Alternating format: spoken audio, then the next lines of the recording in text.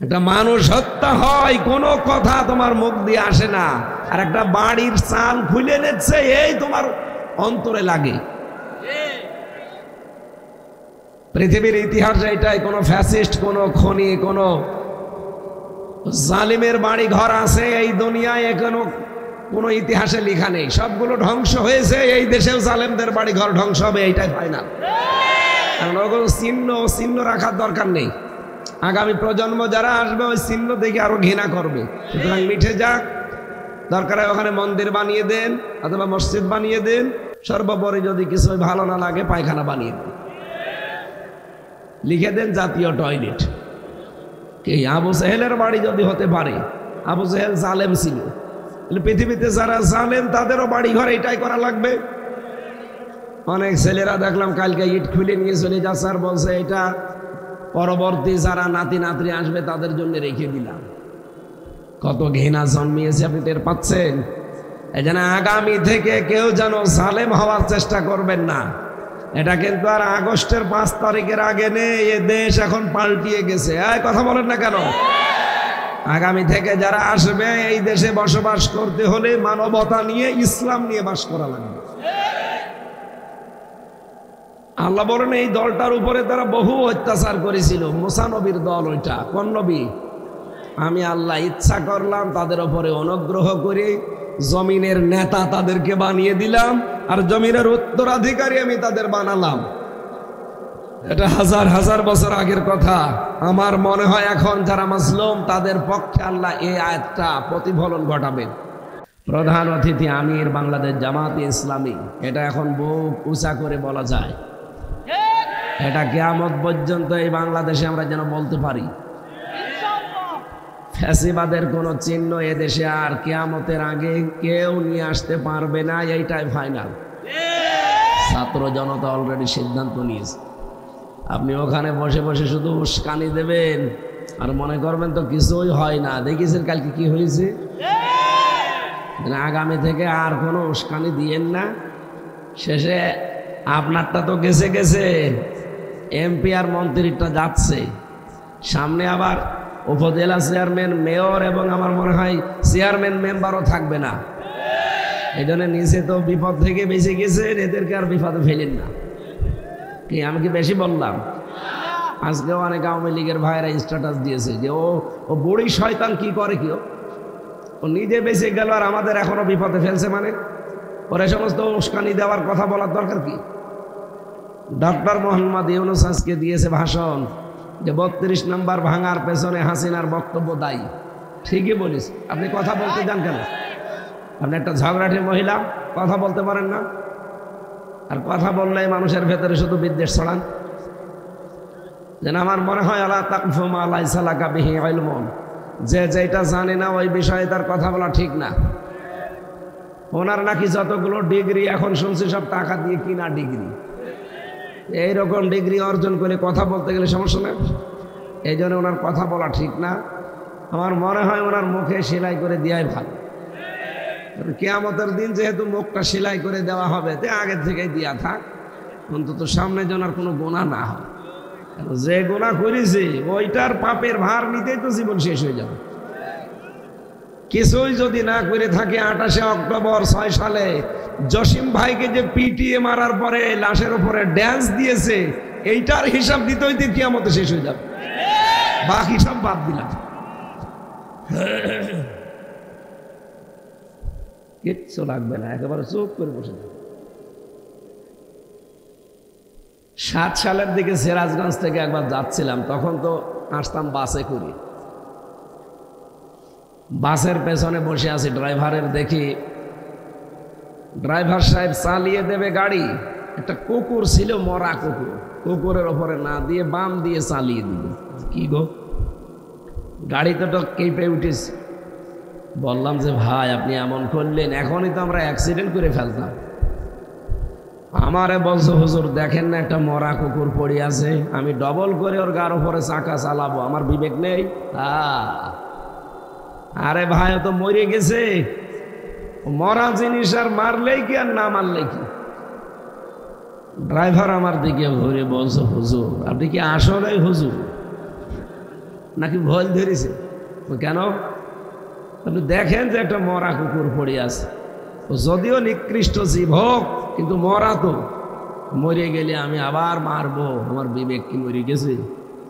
আমি বললাম যে ভাই আপনার নাম কি? বলছে সুব্রত। তার মানে জানলাম যে ওর ঈমান নেই, বিবেক আছে। এই কথা বললেন না কেন? ওর ঈমান নেই, কি আছে? কিন্তু 6 সালে যাদেরকে পিটিয়ে আপনি মারলেন লঘে বয়টা দিয়ে, আবার ড্যান্স দিলেন লাশের উপরে, আপনার ঈমানও ছিল না, বিবেকও ছিল না। ঈমান আর বিবেক যদি কারো না থাকে, ও তো আর মানুষ থাকে না, ও জানোয়ার। এই কথা বলছে না কেন? একজন তার বউকে খালি কোনো জিনিস আনতে বললেই বলতো, রানী অমুক জিনিসটা দাও তো। ওর বউ মনে করছে খুব ভালোবাসে আমারে। বলছে তুমি যে সবসময় আমার রানী বলে ডাকো। বলছে চাক রানী বলতে সমস্যা হয় তো এই কারণে। কিছুক্ষণ পরে ওর বউ ডাক দিয়ে বলছে জানু। যে কোনো কথা বললে জানু জানু জানু। স্বামী বলছে তুমি আমার এত ভালোবাসো, আমার জানু বলে ডাকো। জানু আর বলতে বেশি সময় লাগে তো এই কারণে। আপনি যা করেছেন, আপনার এত বড় নাম আমি নেব কি করে? এই কারণে ছোট করে ডাকা হয়। কত রকমের ঘৃণা এক জায়গায় জন্ম হলে পৃথিবীর ইতিহাস পাল্টিয়ে ফেলেছে কালকে মানুষ। এই জন্য এমন কাজ যেন সামনে আর কেউ না করে, এমন কোলাঙ্গার সন্তানও যেন কেউ জন্ম না দেয়। দরকার হয় যদি বোঝেন যে সামনে এরকম ঝামেলা হবে, মুখে লবণ দিয়ে মেরে ফেলবেন। কি কথা বলেন না কেন?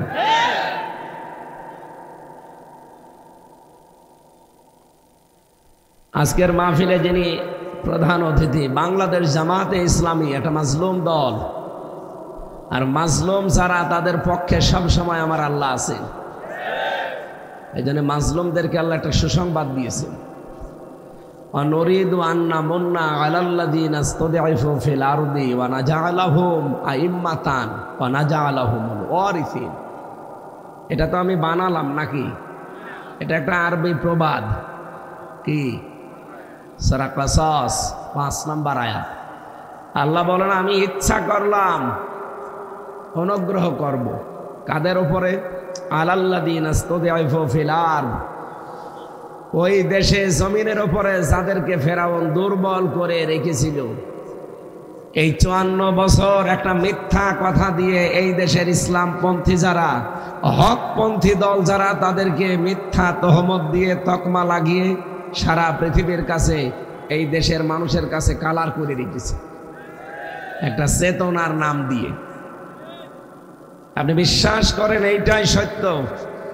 এই যে রাজাকার বলেন, আল বদর বলেন, আল শামস বলেন, যা বলে গালি দেওয়া হয়, যাদেরকে দেওয়া হয়, মানুষগুলো এখন পৃথিবীতে আর নেই।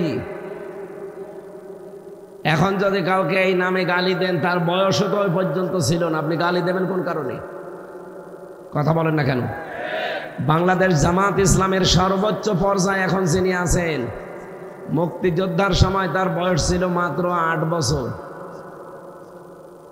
8 বছরের সময় সে রাজাকার হবে না মুক্তিযোদ্ধা হবে না কি হবে বলেন? কিছুই হবে না। তার মানে ওখান থেকে সর্বোচ্চ পর্যায়ে যিনি এখন দায়িত্বে আছেন, সেখান থেকে শুরু করে ইউনিয়ন পর্যন্ত, ওয়ার্ড পর্যন্ত, এমন কোনো ওয়ার্ড নেই, ইউনিয়ন নেই, থানা নেই, পৌরসভা নেই, উপজেলা নেই, জেলা নেই, বিভাগ নেই, এই দেশ এমন কোনো জায়গা নেই যেখানে জামাত ইসলামী বাংলাদেশের একজন মানুষ নেই। আমি সারা দেশে কম বেশি সব জায়গায় গিয়েছি। এটাই 54 বছরও ছিল, কিন্তু মাথা তুলতে পারতো না, কোনো তকমা লাগিয়ে দিয়েছিল। এখন বিশ্বের মানুষগুলো এই মিথ্যা কথা বুঝে ফেলেছে, কারণ এই মিথ্যা আমার দাদারা ছড়াতো, পাশের এই দাদা বাবুরা। মাইক্রোসফট এটা খ্রিস্টানরা চালায়, তারা এখন তথ্য দিয়েছে 257টা রাষ্ট্র দুনিয়ায় আছে, সবচাইতে বেশি মিথ্যা তথ্য প্রচার করে ভারত। সুতরাং এই 54 বছর এই মাজলুম দলের উপরে আপনারা যেটা লাগিয়েছিলেন, এটা যে মিথ্যা কথা, এ আর কিছু বলাও লাগবে না। আমির জামাত ডক্টর শফিকুর রহমান হাফিজাহুল্লাহ, তাকে এক সাংবাদিক প্রশ্ন করছে, আপনারা ৭১ সালে ভূমিকা পালন করেননি কেন? আরে ভাই, আমরা ৪৭-এর বিরোধী যেমন ছিলাম, ৭১-এরও বিরোধী ছিলাম, কারণ অন্যায় যেখানে আমাদের বিরোধিতা সেখানে। এইটার নাম যদি জামাত ইসলাম হয় তাহলে আমি তার সাথে আছি, আর অন্যায় যেখানে পক্ষ সেখানে এরকম যদি জামাত হয়, ও জামাতের সাথে আমরা নেই। এই কথা বলছেন না কেন? ওই সময় ৭১ সালে যে আপনারা, আমি তো শুধু পড়িয়েছি কিতাবে, ইতিহাসে, আমার তো ৩৩ বছর বয়স, ৯২-তে আমার জন্ম, আমি জানবো কি করি? আমার বাবা ওই সময় হয়েছে কিনা আমি জানি না, মনে হয় ২-১ বছর হতে পারে। বাবার বয়স এখন কত, ৫৫ না ৫৬? ৫৪ বছর আমরা স্বাধীন হয়নি, তার মানে ওনার ১-১.৫ বছর ২ বছর বয়স। সেই হিসাব করে বলছি, ওই সময় আমরা যা পড়ছি এখন চেপে রাখা ইতিহাস, এই বইটা ফ্ল্যাশ করা দরকার। এগুলো গোপন আছে তো। এই যে আমার ফাঁসি চাই এতদিন গোপন ছিল না, ব্যান্ড ছিল না, এখন প্রকাশ হওয়ার পরে মানুষ আসল তথ্য পাচ্ছে। আমি মেজর ডালিম বলছি, এই বইগুলো যেমন এখন প্রকাশ হচ্ছে, চেপে রাখা ইতিহাস, এইটাও প্রকাশ হওয়া দরকার। দেশের বহু মানুষ বুঝবে যে এই মাজলুম দলের উপরে কত মিথ্যা তথ্য এরা ছড়িয়েছে। ওই সময় পাকিস্তান যে অন্যায় করেছিল, আমাদের অধিকার হরণ করেছিল, জুলুম আরম্ভ করেছিল, ওদের পক্ষে জীবনও আমরা ছিলাম না, ওদের বিপক্ষে ছিলাম। কিন্তু আমরা ওদের পক্ষে না বিপক্ষে থেকে করব কি? যেখান থেকে আমরা ট্রেনিং নিয়ে আসবো ভারতে, ওখানে আমরা মুসলমান পরিচয়ে গেলে আমাদের জীবনেও তারা মেনে নিত না। মাওলানা ভাসানী গিয়েছিল, সে একটা কমিউনিস্ট আন্দোলন করত, চীনপন্থী কমিউনিস্ট। তার নামের আগে শুধু মাওলানা লেখা আছে, এই কারণে সে ৩ মাসের পরে পালিয়ে আসতে বাধ্য হয়েছে। তার বিশ্বাস, তার আন্দোলন সব চীনপন্থী কমিউনিস্ট। এরপরে নামের আগে শুধু মাওলানা লেখা, এই কারণে যদি দাদারা থাকতে না দেয়, সেই সময় মাওলানা মতিয়ার রহমান নিজামী, মাওলানা আব্দুস সোবহান, এই নামের আগে আলেম লেখা দেখলেও শয়তানরা জীবনও আমাদেরকে আশ্রয় দিত। আর ওদের যে দুর্বিসন্ধি ছিল, এই ২৪ সালের ডিসেম্বরের ১৬ তারিখে সব মোদি ফাঁস করে দিয়েছে। স্বাধীনতা আমাদের জন্য না, স্বাধীন নাকি ওরা। ওই স্ট্যাটাস দেয়নি, বাংলাদেশের স্বাধীনতা আমাদের। এই কারণে ওই সময় ইসলামপন্থী এবং জামাত যারা, তারা চায়নি যে এই স্বাধীনতা আমাদের দরকার নেই, কারণ জীবন দিয়ে, রক্ত দিয়ে, ইজ্জত দিয়ে স্বাধীনতা অর্জন করব, ওই শয়তানরা সব নিয়ে যাবে। আর নিয়েছেও ঠিক। আপনি দেখেন ৭১ সালে এই দেশ থেকে সোনা, রূপা, তামা যত কিছু ছিল সব পাচার হয়ে নিয়ে চলে গেছে, এদেশে কিচ্ছু রাখে নাই। আর এই ৫৪ বছর ধরে ধরে পাঠিয়েছে শুধু বাবা আর ডাল। এখনো পর্যন্ত পাঠাতো, যদি কন্যা থাকতো, কন্যা নেই, এই জন্য পাঠাতে পারছে না। এদেশ থেকে সোনা পাচার হয়, রূপা পাচার হয়, তামা পাচার হয়, স্বর্ণ পাচার হয়, আর ওখান থেকে খালি ডাল আসে আর বাবা আসে। আর গাঁজা, এদেশে গাঁজা এমন পর্যায়ে পৌঁছিয়েছিল, জেলখানায় যে দেখি এক লোক গাঁজার গাছ লাগিয়েছে। জেলার এসে বলছে, আরে শয়তান, তোরে পুলিশে ধরে দিয়েছে গাঁজা খাওয়ার কারণে, তুই জেলের ভেতরে গাঁজার গাছ লাগিয়েছিস, তুই নিয়ে আসলি কি করে বল? বলছে, স্যার ওই যে আদালতে গিয়েছিলাম, আমার তো বন্ধুর অভাব নেই, তারা যেহেতু খায়, ওরা আদালতে দেখা করতে এসেছিল, আর ওই গাঁজার কিছু বীজ ওইটা ওই পলিথিনের ভেতরে বেঁধে আমাকে দিয়েছিল, ওইটা আমি ওই গালের ভেতরে দিয়ে এই জায়গায় কিভাবে যেন কায়দা করে ভেতরে ঢুকে চলে এসেছি, মেশিনও আমারে ধরতে পারে না। এসে আমি টবের উপরে গাঁজার গাছ লাগিয়েছিলাম, আজ ২ মাস হয়ে গেল, দেখেন কি সুন্দর গাছ হয়েছে। জেলারে বলছে, তোরে আমি আর কোথায় দেব? ফাঁসির কন্ডেম সেলের ভেতরে তোরে রেখে দিয়েছি, মানবতার কারণে একটু খুলে দি দিনের বেলা, যে এই ব্লকে হাঁটাহাঁটি করবে, আর তুই গাঁজার গাছ এখানেও লাগিয়ে দিয়েছিস। কোথায় পৌঁছিয়ে দিয়েছে দাদা বাবুরা আমাদের, আর বন্ধুত্বের দাবি করে।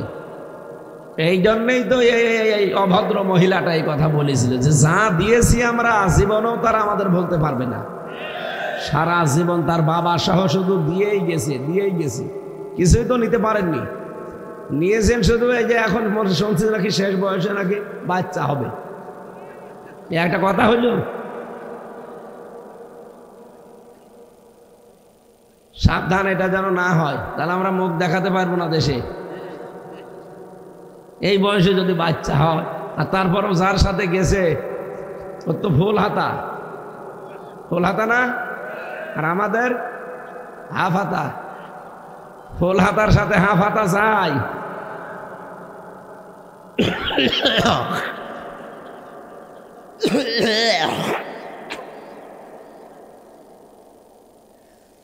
সুতরাং দাদার যদি এই শেষ বয়সে এসে বিয়ে করার জন্য মনে বেশি ইচ্ছা জাগে, তাহলে মুসলমানই দেওয়া লাগবে।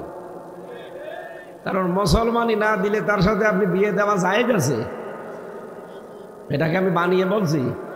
সূরা বাকারার 221 নম্বর আয়াত, ওয়ালা তুনকিহুল মুশরিকিনা হাত্তা ইউমিনু, যতক্ষণ মুশরিক পুরুষ মুসলমান না হবে তার সাথে কোনো মমিনা মহিলার বিয়ে করা জায়েজ নেই। এই ফতোয়া কার? আরো জোরে বলেন। এই জন্য আপনি যাই করেন, আপনি তো মুসলমান দাবি করেন। এই জন্য এমন জনের সাথে বিয়ে বসবেন না যার ইমানই নেই। সে যদি এখন বিয়ে করতে শেষ বয়সে রাজি হয়েও থাকে, যেমন মানুষ তো বলছে এই কথা যে মোদির বউ নাই, এই কারণে বলছি যদি বিয়ের শখ লেগেই থাকে অন্তত মুসলমানিটা দিন। আর আপনার যে বয়স, এখন হাসাম পাবেন কোথায়? এই বয়সে মুসলমানি দিতে হলে পাকা মোটা হাসাম লাগবে না?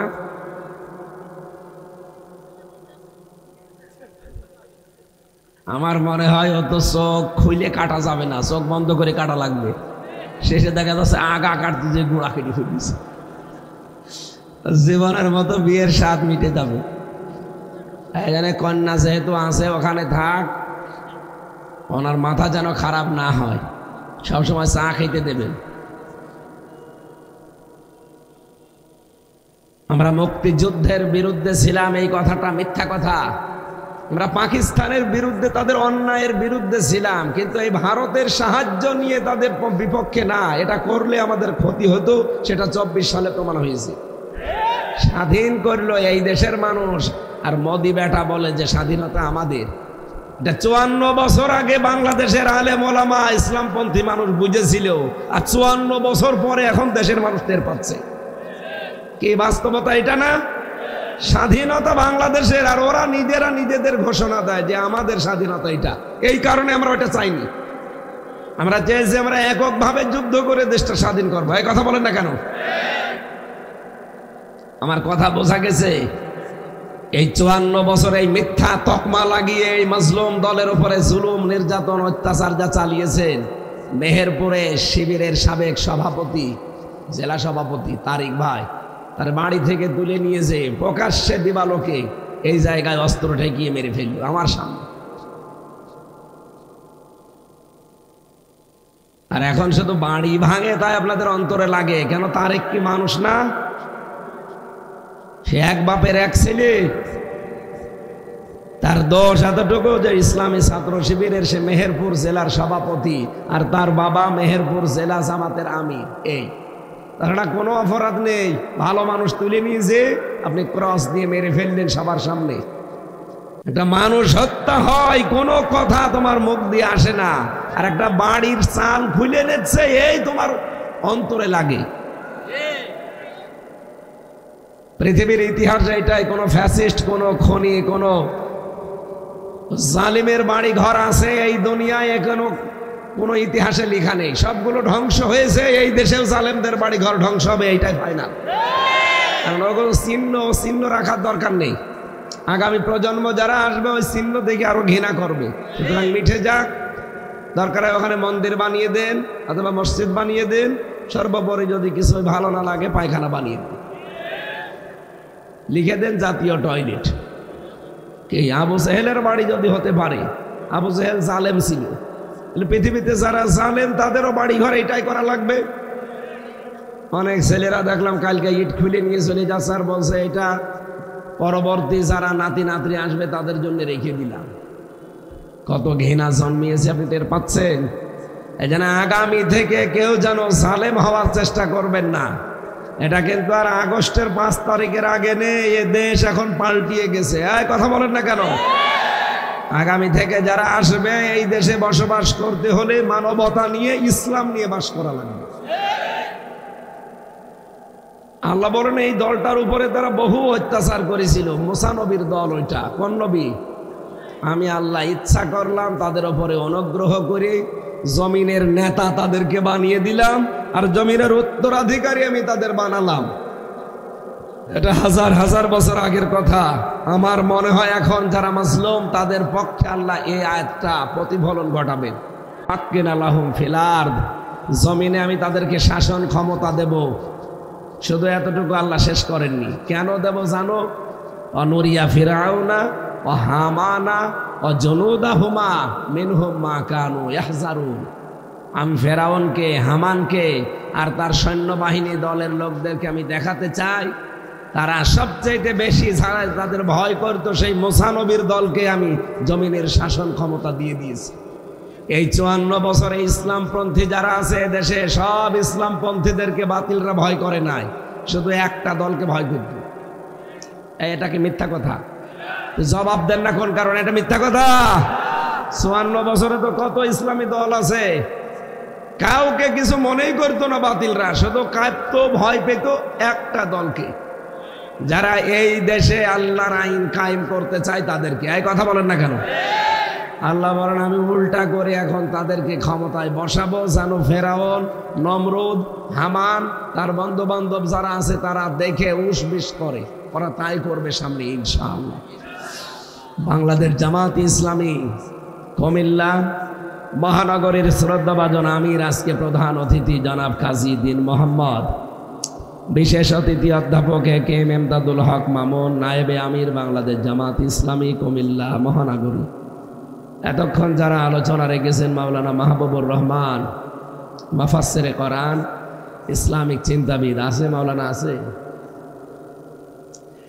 এরপরে মঞ্চে বসা দেখেন কত আলেম বসে আছে এখানে। সম্মানিত আলেমদের মর্যাদা দুনিয়া আখেরাতে কামনা করছি আল্লাহ যেন আরো বাড়িয়ে দেন। এখন আর আলেমদের দিকে কেউ যদি বাঁকা চোখে তাকায় বুঝবেন ওইটা ওই জালেমদের দোষ। জালেমদের নামে, আলেমদের নামে এখনো পর্যন্ত অনেকে ধর্ম ব্যবসায়ী লাগিয়ে দিচ্ছে। ধর্ম ব্যবসায়ী আপনি, কারণ ধর্ম আলেমরা শুধু ওই ভোটের সময় চর্চা করে না, সারা জীবন চর্চা করে। আর আপনারা ধর্ম চর্চা করেন শুধু ভোটের সময়। সুতরাং ধর্ম ব্যবসায়ী এটা যে বলে তার ক্ষেত্রে খাটে, আলেমদের ক্ষেত্রে এটা খাটে। আলেমদের সম্মান দিয়েছেন সরাসরি আল্লাহ নিজে। ইরফাউল্লাহুল্লাযীনা আমানু মিনকুম ওয়াল্লাযীনা উতুল ইলমা দারাজাত। তোমাদের ভেতরে যারা ঈমান আনে আর যারা এলেম পায় তাদের মর্যাদা দিনের পর দিন আমার আল্লাহ বাড়াতেই থাকে। সুবহানাল্লাহ বলতে পারেন নাই? এরফা এটা মোজারে, বর্তমান ভবিষ্যৎ, প্রেজেন্ট ফিউচার। এই জন্য ঈমান আমাদের যাই হোক আছে, এলেমও আমরা যা অর্জন করেছি কম বেশি, আমাদেরই মর্যাদা এই বাংলাদেশে আল্লাহ বাড়াবে। দিন যত যাবে দেখবেন আলেমদের মর্যাদা আল্লাহ বাড়াতেই থাকবে। কিন্তু ফরিদউদ্দিন মাসুদের মতো আলেম না, ওটা তো আলেম নামে একটা জালেম। ভাই কথা বলে না কেন?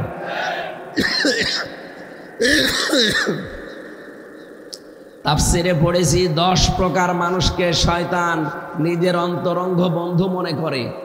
তার 8 নাম্বার প্রকারে ওই আলেম যে জালেম শাসকের তহমতি করে। এই কথা মনে করলেন?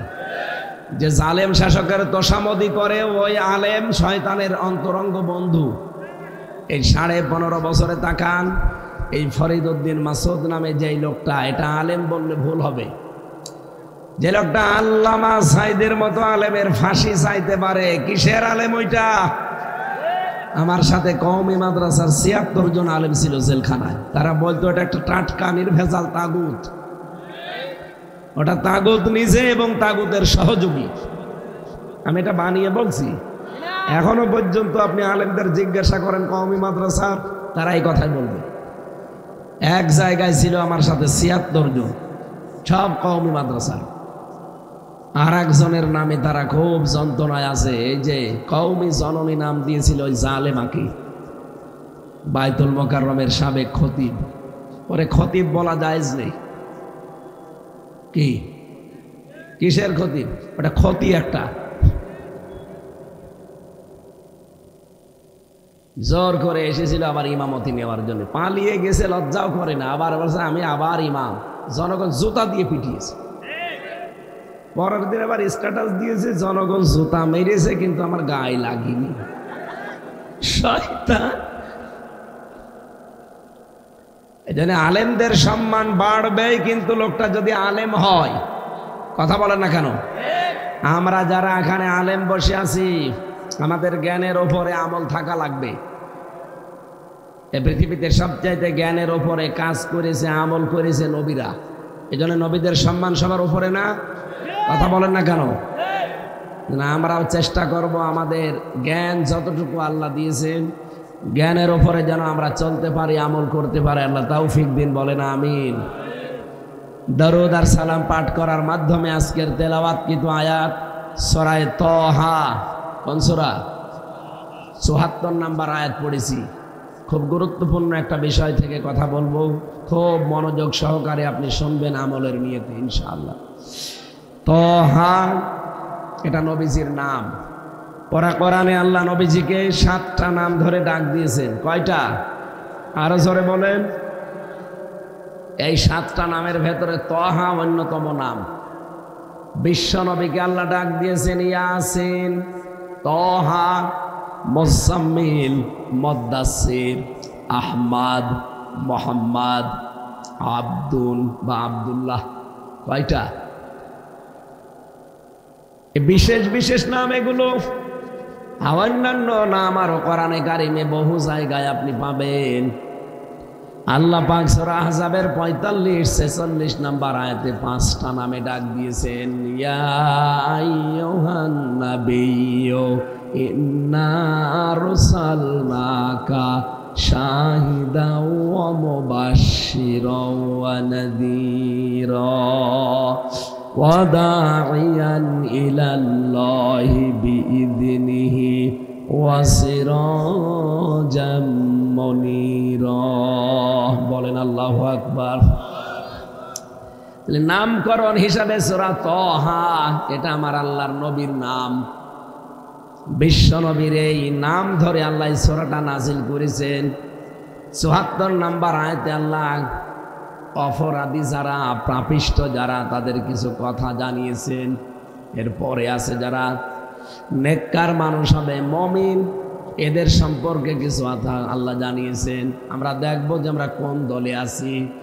ইন্নাহু মাইয়াতি রাব্বাহু মুজরিমান ফাইন্না লাহু জাহান্নাম।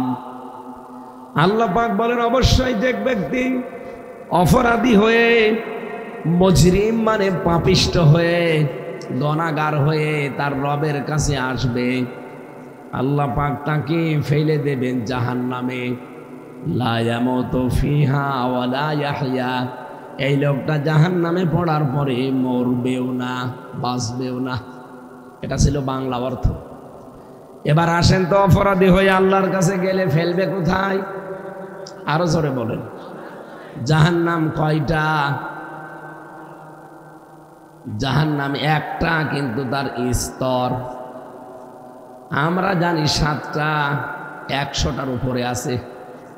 জান্নাতও একটা না, জান্নাত একটা, তার স্তর আল্লাহ সাজিয়েছেন 100টার উপরে। আমি কোরআনেই প্রায় 100টার উপরে স্তর পেয়েছি। আমরা সব বেশি হলেও জানি মাত্র 8টা। এগুলো স্তর, দরজা। যেহেতু জাহান্নামের আলোচনা আজকে করছি, আমি তথ্যগুলো যে তাফসীর থেকে পেয়েছি এইটা আগে শোনাচ্ছি। রব্বুল আলামিন বলেন জাহান্নামের ভেতরে সাউদ নামে পাহাড় আছে। 17টা সাউদ পাহাড় বানিয়েছেন আল্লাহ, 17টা জাহান্নামের ভেতরে। 2 নম্বরে গাইয়া, এটা বাংলা অর্থ গর্ত। এই গর্ত জাহান্নামের ভেতর আছে 59টা।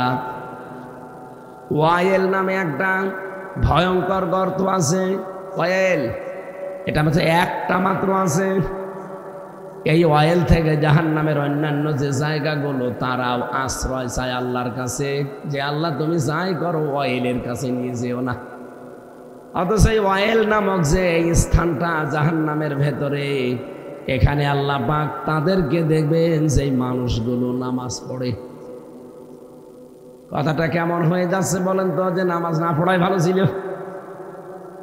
ফাওয়াইলুল লিল মুসাল্লিন, কি কোনোদিন শোনেননি? ফাওয়াইলুল লিল মুসাল্লিন, আল্লাহ বলেন আফসোস, আক্ষেপ, অয়েল নামক দোজখ, অয়েল নামক স্থান ওই মুসল্লিদের জন্যে, আল্লাযীনা হুম আন সালাতিহিম সাহুন, যেই মানুষগুলো দুনিয়াতে নামাজ পড়ে কিন্তু নামাজে উদাসীন। কুমিল্লাবাসী খুব খেয়াল করে মিলাবেন, কত বড় বড় অপরাধের কথা কোরআনে আল্লাহ দিয়েছেন, কোন অপরাধের জায়গায় অয়েল নামক জায়গায় হবে আল্লাহ দেননি। ওয়ানাদাউ ইয়া মালিকুল ইয়াকদি আলাইনা রাব্বুকা ক্বালা ইন্নাকুম মাকিসুন, বলেন আল্লাহু আকবার। সূরা যুখরুফের ভেতরে আল্লাহ জানিয়েছেন এই অয়েল নামক জাহান্নামের এই স্থানে যারা আসবে, এত কঠিন এবং ভয়ঙ্কর জায়গা এটা, এখানে যারা প্রবেশ করবে এই মানুষগুলো দারওয়ান ফেরেশতা, যিনি কর্তা ফেরেশতা মালিক, তাকে বলবে, ও মালিক তোমার রবকে বলো তিনি যেন আমাদেরকে নিঃশেষ করে দেয়, আমরা আর পারি না। হযরতে মালিক জাহান্নামের দারওয়ান ফেরেশতা বলবে, না এটা আমার দ্বারা বলা সম্ভব না, তোমরাই বলো দেখি। কিন্তু সাবধান, কাফের যারা তাদের কোনো বলা আমার আল্লাহ শুনবেন না, বলেন নাউজুবিল্লাহ। কথাটা কেমন হয়ে যাচ্ছে, দারওয়ান আমাকে জিজ্ঞাসা করার পরে বলছে যে তুমি নিজেই বলো। আমি নিজেই বলতে গেলাম, তারপরে দারওয়ান আমারে জানাচ্ছে যে না, কাফেরদের কোনো কথা আল্লাহ শুনবে না। আমার ভাইরা, তার মানে কাফেরদের কথা, জাহান্নামে যে মানুষগুলো ওয়াইলে চলে গেছে এদের দুর্ভাগায়রা, কারা এরা, কোন স্তরে স্তরে ভাগ আল্লাহ করেছেন এবার আমরা কোরআন থেকে দেখব। আমরা আবার ওই জায়গার কাছাকাছি চলে গেলাম না তো। জাহান্নাম আমি আবার বলছি, বলেন তো কয়টা? একটা, বলেন বলেন। এর স্তর, প্রধান স্তরের 7টা। আমি যে বাংলাদেশে না, এই এশিয়া মহাদেশের ভেতরে সবচাইতে কঠিন এবং ভয়ঙ্কর একটা জেলখানায় আমরা ছিলাম। হাই সিকিউরিটি বলা হয়। বড় বড় যারা মার্ডার মামলার আসামি, যারা বড় বড় ডাকাত, যাদের জীবনে মার্ডারের কোনো অভাব নেই, কেউ 200, 250, 500 মার্ডার করেছে, এরকম মানুষ ওখানে, যারা এক একজনের জেল হচ্ছে 260 বছর। আমি মকিম গাছিকে পেয়েছিলাম, ওনারে বললাম কয় বছর জেল দিয়েছে আপনার? আমার 260 বছর জেল। 40 বছর আমি আছি জেলে, কবে বের হব জানি না। পুরা জেল খেটে যদি ওর বের হওয়া লাগে, ওর আর একবার জন্ম নেওয়া লাগবে না। সুইডেন আসলাম ভাই ছিল, 27 বছর জেলে আছে, এখন মনে হয় বের হয়েছে। সাহেল চৌধুরী নায়ক, ওনার যে হত্যা করেছিল মামুন, সেও জেলে আছে আজ 25 বছর, সেও বের হয়েছে। তো ওখানে এইরকমই 2-4 বছর 5 বছরের জন্য না, যারা আছে ওরকম 25 বছর, 30 বছর, 40 বছর, এক একজনের নামে মামলা 150টা, 200টা, 500টা। ও কবে জামিন করাবে, কবে বের হবে, আর কবে হাজিরা দেবে। যেন বেরও হতে চায় না, বলে বের হয়ে করবো, সারা জীবন খালি আদালতে হাজিরা দেওয়া লাগবে। এরকম ভয়ঙ্কর জায়গায় আমরা দেখেছিলাম স্তর করা আছে।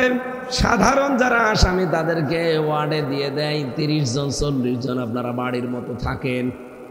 এরপরে যারা আছে তাদেরকে একটু নর্মাল জায়গায় দেয়। একেবারে কড়া যারা জঙ্গি মামলার আসামি, দুর্ধর্ষ যারা মার্ডার মামলার, তাদেরকে দেয় ফাঁসির ছেলে। এর চাইতে আরো যারা ভয়ঙ্কর তাদেরকে দেয় ফাঁসির কন্ডেম সেলের ভেতরে। এর চাইতে আরো সারা কঠিন, একেবারে সর্বশেষ, এর চাইতে আর ভয়ঙ্কর মানুষ দুনিয়ায় নেই। তারে দিয়ে রাখে কবর ছেলে, কবরের মতো সেল বানিয়ে রেখেছে। আপনি যাবেন শুধু আটক করে দেবেন, নড়াচড়া করতে পারবেন না। আমি সবগুলো একটা একটা করে দেখেছিলাম। এটা বাংলাদেশে শুধু ওই হাই সিকিউরিটি জেলখানা আর রাজশাহী এই দুই জায়গায় আছে, বাকি কোনো জায়গায় এত কঠিন সেল নেই। ওখানে জেলখানা তো একটা, কিন্তু তার স্তর দেখেন, একটা ফাঁসির কন্ডেম সেল, কবর সেল, এমনি সেল, এমনি জেল, এমনি ওয়ার্ড, এরকম 7-8টা পর্যায়ে মানুষকে রেখে দেয়। প্রত্যেকের জন্য আবার আলাদা আলাদা শাস্তি আছে। যে এত ভয়ঙ্কর, যার চেহারা দেখলে আপনার ভয় লাগে। সুইডেন আসলাম নামে যে লোকটার কথা বললাম, এত ভয়ঙ্কর দেখতে, আপনি যদি একবার সরাসরি প্রথমে দেখেন, আপনি পানি খেতে বাধ্য হবেন। চেহারাও যেরকম, উঁচু লম্বাও সেরকম, মানে দেখলে একটা ভয়ঙ্কর। আল্লাহ মনে হয় বানিয়েছে ওইভাবে। একদিন রাতে এসে আমার কাছে এসে বলছে, আমি কন্ডেম সেলের ভেতরে। আমারে বলছো, হুজুর আপনার নাম আমির হামজা না? হ্যাঁ। আপনি কে? আমি তার কোনোদিন দেখেই নেব না রে, নাম শুনেছি। ওরা জেলখানা ওনার নামে কাঁপত। রাত 9টার সময়, এখন তো সাধারণ কোনো আসামি অন্তত খোলা থাকার কথা না, কারণ আসরের আজান দিলে সবাই লকআপ হয়ে যায়। আপনি কে? বলছে আমি একটা মাসলা জিজ্ঞাসা করতে এসেছি। আরে ভাই, মাসলা জিজ্ঞাসা করবেন পরে, কে আপনি? বলেন আমার বউ আমারে জিজ্ঞাসা করতে বলেছে। আরে আপনি মাসলা তো দেবো, অসুবিধা নেই, বলেন আপনি কি? সুইডেন আসলাম। ভাই ঠিক আছে বলেন, আমি যা ভাল লাগে বলেন। যেই বলেছে সুইডেন আসলাম, লোকটার নামের সাথে চেহারার মিল আছে। আমি কতটুকু 5 ফুট 6 ইঞ্চি লম্বা, আমি মনে হয় ওনার সামনে দাঁড়ালে এ পর্যন্ত হবে, এত লম্বা আর চেহারা বিকট। ওয়াকাযালিকা জাআলনাকুম, সূরা ফুরকানের ভেতরে আছে। আল্লাহ বলেন, আমি যুগে যুগে নবীদের শত্রু বানিয়েছি কিছু পাপিষ্ট মানুষকে, তাদের চেহারা দেখলেই বাচ্চারা পানি খায়। তা আমি ওই লোকটার চেহারা দেখে বুঝেছিলাম যে আল্লাহ এর নাম যা। এমনিতে তো পুরা জেলখানার লোকের ভয় পায় না, এই কারণে ভয়। উনি মাসলা জিজ্ঞাসা করবে যে ওনার বউ নামাজ পড়ে, উনি নামাজ পড়ে না। বলছে আমি তো নামাজ কালাম পড়ি না, ওসব বিশ্বাসও করি না। আমার বউটা আবার নামাজ কালাম পড়ে, যে নামাজের কিছু মাসলা মাসাইল আমার কাছে জিজ্ঞাসা করলো, বলে দিলাম। ওনাদেরকে একটা কন্ডেম সেলের ভেতরে 24 ঘন্টা তালা লাগিয়ে রাখে ব্লকে। এভাবে সিস্টেমগুলো সব ভাগ ভাগ করা আছে। অপরাধী যেরকম তারে রাখে ওই রকম। এক কথা বুঝতেছেন?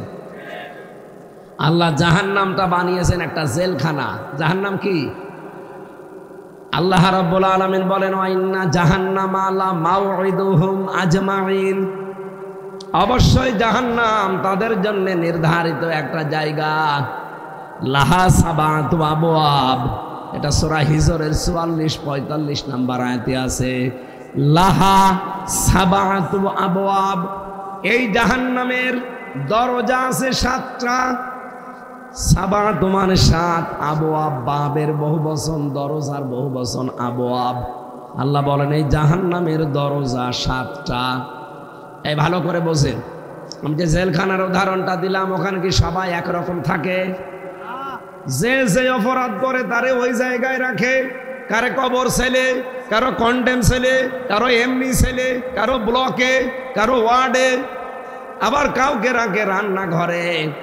আলাদা আলাদা জায়গা আছে প্রত্যেকের জন্য। আগে দেখে যে অপরাধের মাত্রা কতটুকু।